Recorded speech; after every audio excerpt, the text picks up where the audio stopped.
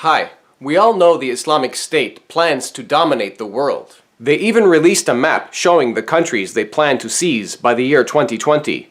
The map includes Spain, China, and parts of North Africa. But perhaps, in your opinion, ISIS is just an extremist group which doesn't accurately represent true Islamic teachings. Well, to determine if that is true or not, we first need to go to the Islamic sources. When we do that, we notice that ISIS is indeed truly Islamic. The Quran states in no uncertain terms that Islam is meant to dominate over all religions. The Quran, chapter 9, verse 33 says, هو الذي أرسل رسوله بالهدى ودين الحق ليظهره على الدين كله ولو كره المشركون, which means it is He, meaning Allah, who has sent His messenger, meaning Muhammad, with guidance and the religion of truth, meaning Islam, to make it superior over all religions, though the mushrikun hate it. Mushrikun meaning polytheists, pagans, or idolaters. I would like to draw your attention to the Arabic word yudhira. It comes from the Arabic root dhahara, which means, among many things, to become apparent, manifest, or evident, to overcome, to conquer, subdue, or to prevail, etc. It can also be translated as triumph or victorious, but as you can see, it's usually translated as prevail. So the Quran is clearly stating that Islam is to dominate all other religions. But before we rush to any conclusion, it's important to look at the context of this verse to find out how Islam plans to become the most dominant religion in the world. Just a few verses earlier, in verse 29, we read, قاتلوا الذين لا يؤمنون بالله ولا باليوم الآخر ولا يحرمون ما حرم الله ورسوله ولا يدينون دين الحق من الذين أوتوا الكتاب حتى يعطوا الجزية عن يد وهم صاغرون, which means, fight against those who believe not in Allah, nor in the last day, nor forbid that which has been forbidden by Allah and His Messenger, meaning Muhammad, and those who acknowledge not the religion of truth, meaning Islam, among the people of the Scripture, meaning Jews and Christians, until they pay the jizya, which is a tax, with willing submission and feel themselves subdued. You see here in the beginning of this verse the verb qatala. It's an imperative verb or a command. Its basic meaning indicates fighting, combating, battling, killing, or slaughtering. In this verse, Muslims are commanded to fight against Jews and Christians until they are subdued and submit themselves to paying the jizya tax for being a non-Muslim minority under Islamic rule. Now, the more moderate Muslims, of course, will claim that this only refers to specific Jews and Christians who were historically at war with the Muslims. However, I say that's wrong, and the Quran itself refutes that idea. Let's look at the verse again.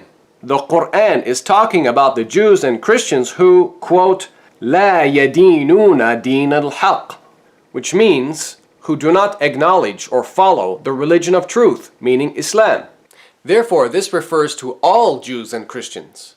Notice the word yadinun. Looking at the root of this verb, we see it signifies obedience, a state of abasement or submissiveness.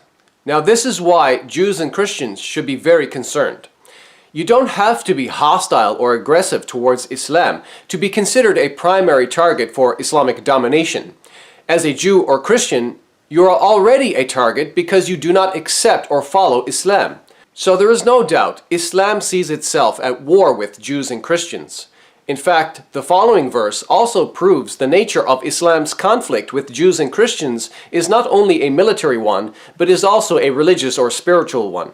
Quran chapter 9 verse 30 says, وَقَالَتِ الْيَهُودُ عُزَيْرُ بْنُ اللَّهِ وَقَالَتِ النَّصَارَى المسيح ابن الله ذلك قولهم بأفواههم يضاهئون قول الذين كفروا من قبل قاتلهم الله أنى يؤفكون, which means, and the Jews say Uzair or Ezra is the son of Allah, and the Christians say Messiah is the son of Allah.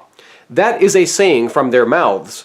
They imitate the saying of the disbelievers of old. Allah's curse be on them. How they are deluded away from the truth. And if you continue reading, You'll see in verses 31 to 34, the Quran continues attacking the beliefs and actions of the Jews and Christians. Now, this isn't the only chapter of the Quran which reveals Islam's goal of dominating all other religions. The exact same verse is also found in Quran chapter 61 verse 9. The context here is again similar. Between verses 4 and 11, we see reference to fighting and a negative reference to the peoples of Moses and Jesus. When reading these verses, you get the impression that Muhammad saw himself as criticizing and correcting the earlier religions of Judaism and Christianity, and that Islam will eventually rise above them and over the whole world. And finally, with a slightly different wording, the same verse is found again in chapter 48, verse 28.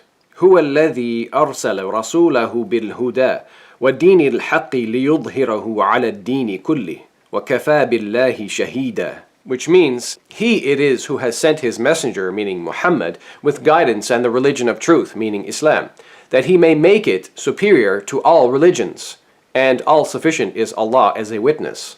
Notice just before that, in the last line of verse 27, it says, فَجَعَلَ مِن دُونِ ذَلِكَ فَتْحًا قَرِيبًا, which means, and He granted besides that a near victory. The context here is yet another attack against the Jews and Judaism because, as you can see from the tafsir or exegesis, the words a near victory refers to Muhammad's victory over the Jews of Khaybar. In ending this video, I think we can all agree the Quran reveals a negative and harsh outlook towards Judaism and Christianity. Warfare, subjugation, and taxation against Jews and Christians are all part of Islam's master plan to become the world's most superior religion. There are, of course, other methods for domination, and perhaps I can discuss that in another video. Since most Jewish rabbis show no interest in converting Muslims to Judaism, and since Christianity is declining in Europe, and with the rapid growth and aggressive spreading of Islam, the threat of an Islamic takeover is real, at least in some parts of the world. But we can stop that, and the first step is to educate ourselves about Islam.